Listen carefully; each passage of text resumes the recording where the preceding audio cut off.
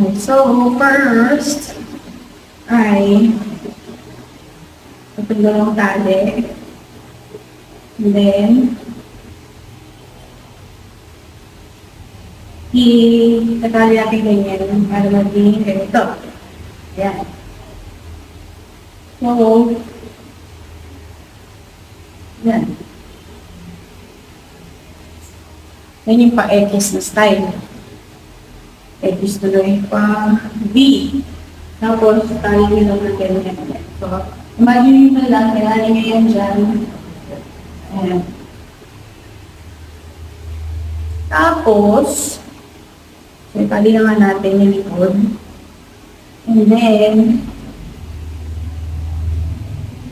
pwede nyo, kung ayaw nyo kita yung pinigilin nyo, baba nyo lang po.